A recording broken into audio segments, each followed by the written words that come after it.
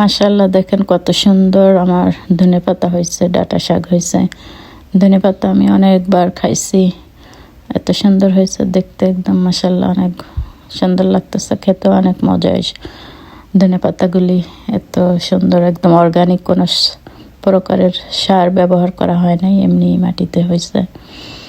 এটা আমেরিকার মাটিতে যাই লাগানি হয় না কেন অনেক সুন্দর হয়, অনেক ভালো ফসল হয়, ভালো সবজি হয়। আমি অনেক ধনেপাতা খাইছি, তারপর মাশাআল্লাহ ধনেপাতা হওয়ার পরে আমার কত সুন্দর ডাঁটা হয়েছে, এত সবুজ ডাঁটাগুলি, একদম নরম তুলতুলা, খুব সুন্দর।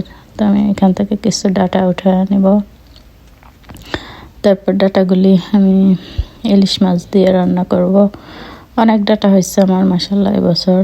এবার দেখেন কত সুন্দর ডাঁটাগুলি, একদম সবুজ গ্রিন। তো এখান থেকে আমি বেছে বেছে কয়েকবারই নিচ্ছি, খাইছি। তারপরে যে আমার পাকা জায়গায় উঠানের উপরে, ইটের উপরে একটা ডাঁটা থেকে কত পরিমাণ শাক হয়েছে, এত সুন্দর শাকগুলি, একদম সবুজ গ্রিন কালারের। আমি কয়েকবার খাইছি, আরও মানুষদেরও দিছি। আমেরিকার মাটিতে আসলে অনেক ভালো ফসল হয়, ভালো, মানে একবার যা লাগানি হয় এত সুন্দর হয়, মানে কি আর বলবো। দেখেন 2-3টা ডাঁটা থেকে আমি সারা বছর এই শাক খেতে পারি, এত সুন্দর শাকগুলি, একদম জালি। তো আমি যে ডাঁটা উঠায় নিলাম কিছু ডাঁটাগুলি এখন আমি বাছবো। অনেকবার উঠাইছি ডাঁটা, অনেককেই দিছি।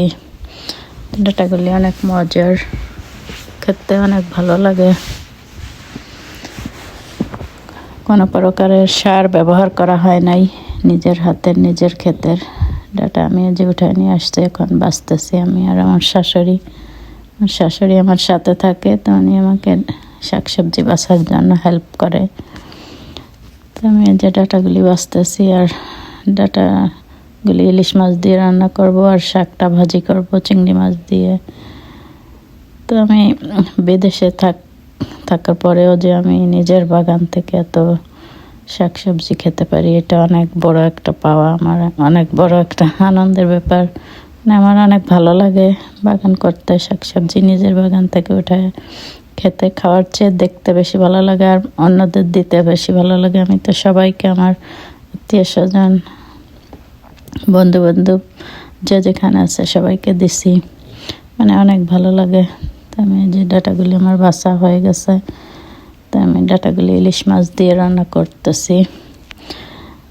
ইলিশ মাছ দিয়ে ডাঁটা রান্না করলে অনেক ভালো লাগে, খেতে মজা হয়, ছোটো মাছ দিয়েও ভালো লাগে।